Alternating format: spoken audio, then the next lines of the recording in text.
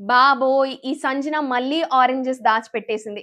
Hello! Welcome to Telugu 360 నేను వీణా సాధినేని.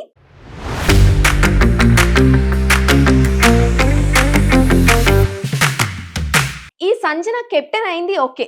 ఈ కెప్టెన్‌లా ఉండకుండా ఎవరికి ఇవ్వాల్సిన బాధ్యతలు వాళ్ళకి ఇవ్వకోకుండా ఈ దొంగ పనులేంటో నాకసలు అర్థం గావట్లేదు. అది కాపోతే ఇది, ఇది కాపోతే అది, అది కాపోతే ఇది. అబ్బబ్బబ్బబ్బా! ఏదో ఒకటి దొంగతనం చేసేసి అది వేరే వాళ్ళ మీదకి నెట్టేసి తనే కూడా క్లూలెస్‌గా ఉన్నట్టు యాక్ట్ చేసి ఇదే నడుస్తుంది లూప్‌లో. నేను కూడా ఇదే మాట్లాడుతున్నాను కదా! మొన్నేమో గుడ్డు పోయిందా అన్నాను. నెక్స్ట్ డే వచ్చేసి థమ్స్ అప్ పోయిందా అన్నాను. ఆ తర్వాత టొమాటోలు, ఉల్లిపాయల గురించి మాట్లాడాను. ఈరోజు ఆరెంజెస్ గురించి మాట్లాడుతున్నాను.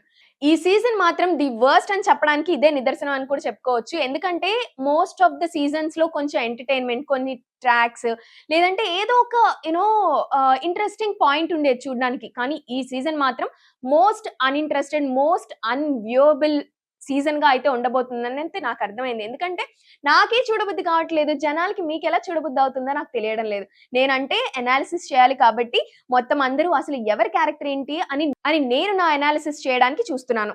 ఇంకా coming to owners and tenants. ఇప్పుడైతే ఆ పంచాయతీ లేదు. ప్రెజెంట్ కెప్టెన్ ఏదైతే ఉందో ఆమె చూసుకుంటుంది. ఆమె బాధ్యతలిచ్చేసింది. అలా రన్ అయిపోతుంది. కానీ ఈ ఫ్లోరా షైనీ నామినేషన్స్‌లో తన పాయింట్స్ గట్టిగా చెప్పలేదేమో అని అనిపిస్తుంది కాబట్టి నాకెందుకో ఈ వీక్ తను కూడా కొంచెం డేంజర్ జోన్‌లోనే ఉన్నట్టు కనిపిస్తుంది. కానీ బల్లగుద్ది చెప్తున్నా హరీష్ ఆయన కూడా మంచి డేంజర్ జోన్‌లోనే ఉన్నారు. ఈ టాస్క్ వస్తే గాని చెప్పలేం గానీ ప్రెజెంట్ అయితే హౌస్‌లో చాలా ప్రశాంతంగా ఉంది. అంటే నామినేషన్స్ నెక్స్ట్ డే కాబట్టి కొంచెం మాట్లాడుకుంటున్నారు.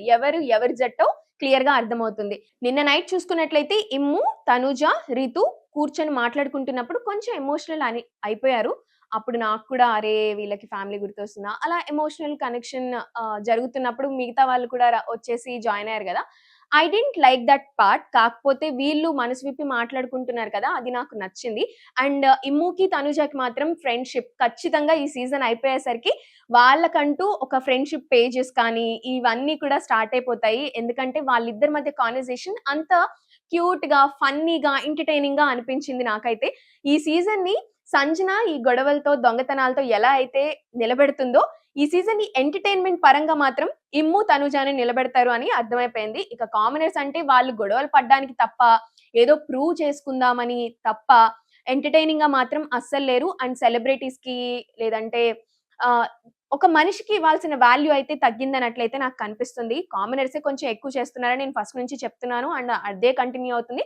కానీ చెప్పుకోదగ్గ విషయం ఏంటి అంటే, నాగ్ సార్ ఎప్పుడైతే శ్రీజ వీడియో చూపించారో అప్పటి నుంచి ఆమె కొంచెం స్లో అయినట్టు కూడా కనిపిస్తుంది. మరి ఈ సీజన్ మీరు కూడా చూస్తున్నారు. నిన్న ఎపిసోడ్ మీరు కూడా చూసారు. రాబోయే బిగ్ బాస్ మొత్తం కూడా చూస్తారు కాబట్టి మీ ఒపీనియన్ ఏంటో నాకు కింద కామెంట్ బాక్స్‌లో చెప్పండి.